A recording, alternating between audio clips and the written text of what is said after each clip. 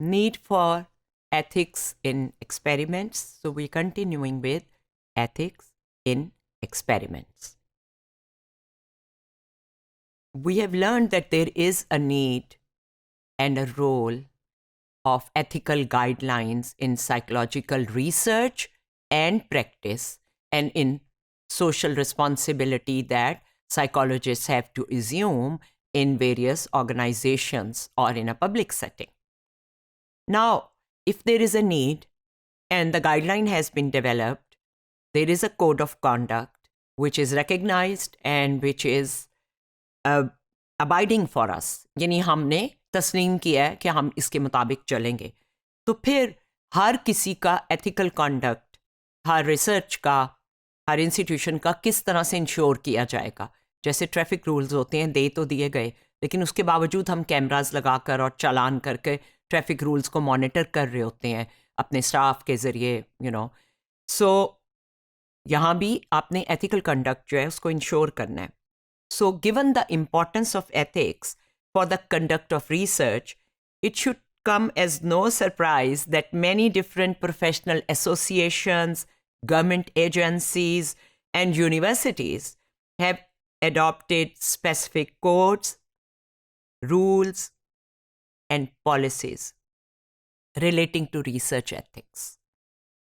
इन सब जगहों पे गवर्नमेंट एजेंसीज में भी, यूनिवर्सिटीज़ में भी और इदारों में भी ये गाइडलाइंस और रूल्स और एथिक्स जो हैं वो उनको इंश्योर करने के लिए कि किस तरह लोगों को उस पर अमल करते हुए देखा जाए और पाबंद किया जाए अमल करने का, और चेक और बैलेंस किस तरह से इस्टेब्लिश किया जाए. अब ये एथिकल प्रिंसिपल्स ऑफ रिसर्च देखें. इसमें एक तरफ रिसर्चर है, एक तरफ पार्टिसिपेंट्स हैं. पार्टिसिपेंट्स के साथ जस्टिस भी होना चाहिए, उनकी डिग्निटी का भी ख्याल होना चाहिए, उनकी कॉन्फिडेंशियलिटी, राजदारी भी रखनी होती है क्योंकि वो एक साइकोलॉजिस्ट के पास आए हैं. उनकी प्राइवेसी की भी रिस्पेक्ट है, उनके साथ उनकी बात फैलाई ना जाए और उनको वो सेटिंग दी जाए जिसमें वो प्राइवेटली बात कर सकें.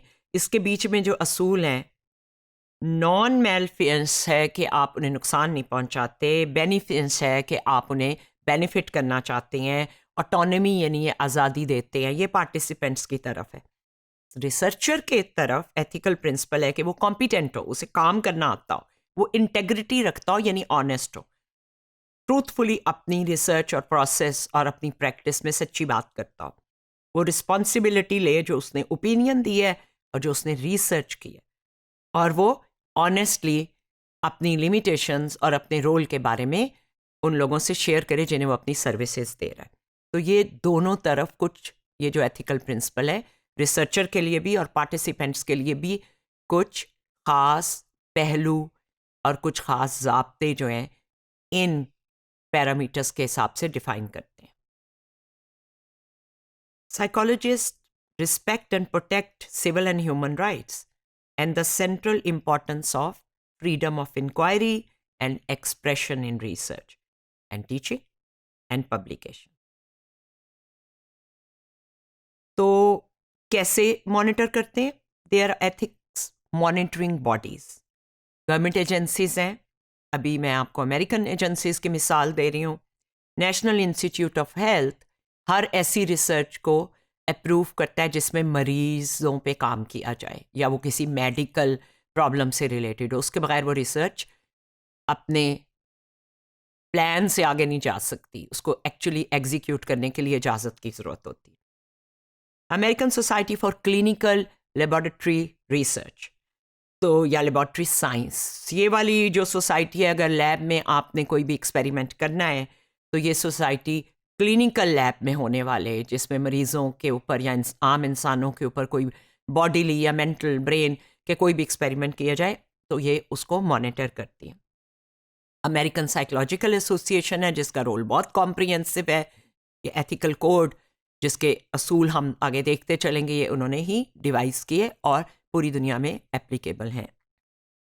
इसके साथ साथ अपने कल्चर या अपने ऑर्गेनाइजेशनल स्ट्रक्चर और नीड के हिसाब से हम कुछ और रूल्स भी बना सकते हैं कि ख़ास तरह का मटेरियल स्टडी नहीं किया जाएगा, रिलीजियस सेंटिमेंट को नहीं स्टडी किया जाएगा, कोई चीज़ जैसे दिल आज़ारी होती हो उसको हम साइकोलॉजिकली स्टडी करके ऐसे पेश नहीं करेंगे कि किसी तरह का बायस जो हो रहा हो या दिल आज़ारी हो रही हो। तो ये हम अपने कल्चर के हिसाब से, अपने रिलीजन या अपनी सोसाइटी के हिसाब से इनमें मज़ीद कर सकते हैं, लेकिन जो जनरल गाइडलाइंस हैं वो अमेरिकन साइकोलॉजिकल एसोसिएशन की साइकोलॉजिस्ट के लिए एक्सेप्टेड है।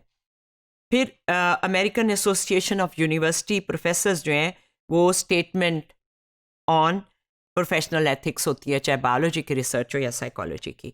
पाकिस्तान में पाकिस्तान मेडिकल एसोसिएशन सबसे ज़्यादा मॉनिटरिंग करती है मेडिकल रिसर्च की, तो साइकेट्री की भी वही देख लेते हैं।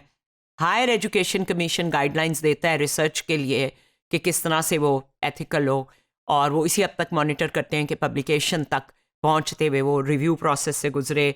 पाकिस्तान साइकेट्रिक एसोसिएशन है। पाकिस्तान साइकोलॉजिकल एसोसिएशन तकरीबन एक इनएक्टिव बॉडी रही है एथिक्स के मामले में, लेकिन वो ये रोल अदा कर सकती है। और ज़्यादा एक्टिव रोल जो है वो हर यूनिवर्सिटी में जो बोर्ड ऑफ स्टडीज़ होता है साइकोलॉजी का, वो रिसर्च के प्रपोजल को देख के उसके अंदर ये तमाम असूल इखलाकी और प्रोफेशनल एथिक्स के मद्देनज़र रखे गए हैं कि नहीं, इसको हमारे बोर्ड ऑफ स्टडीज़ देखते हैं। एक्सपेरिमेंट्स में आपको अप्रूवल लेना होता है, वो ऑफिशियल बॉडी से, फिर रिव्यू प्रोसेस से गुजरता है, फिर सेक्शन ऑफ एथिक्स डाला जाता है। जो भी हम रिसर्च रिपोर्ट या थीसिस या आर्टिकल्स लिखते हैं, सुपरवाइज़र और एग्जामिनर भी पॉइंट आउट करते हैं कि इसमें ये वाला एथिकल वायलेशन है, और एथिकल रिपोर्टिंग होती है जो आपको मिला है सच वही बताना है, चाहे आप कुछ और देख रहे थे, आपकी रिसर्च नहीं वो बता रही, तो फिर आपने सच ही बताना है कि ये तो नहीं निकला जो मैं देखना चाहता था। अप्रूवल जो एक कॉम्प्लेक्स प्रोसेस है, ह्यूमंस और एनिमल्स की रिसर्च में मेथड्स भी देखते हैं, लीगल और एथिकल स्टैंडर्ड्स भी देखते हैं, और जो बोर्ड्स हैं उनकी भी अप्रूवल होती है। उसके अंदर रिस्पॉन्सिबिलिटी एंड क्वालिफिकेशन का क्राइटेरिया है, कौन कर रहा है वो कॉम्पिटेंट भी है कि नहीं।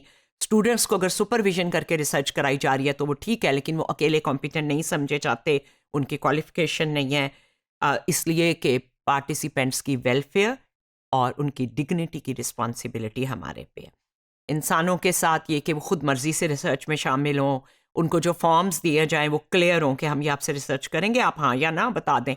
उनकी कॉन्फिडेंशियलिटी और उनकी एनोनिमिटी के प्रोसीजर किए जाएं, और provide participants with stated rights and protections inherent in the study. Institutional approval के बारे में ये APA का clause है 8.01. When institutional approval is required, psychologists provide accurate information about their research proposals and obtain approval prior to conducting the research. They conduct the research in accordance with the approved research protocol. जो उन्हें कहा गया है उसी तरह approval के मुताबिक वो करते हैं।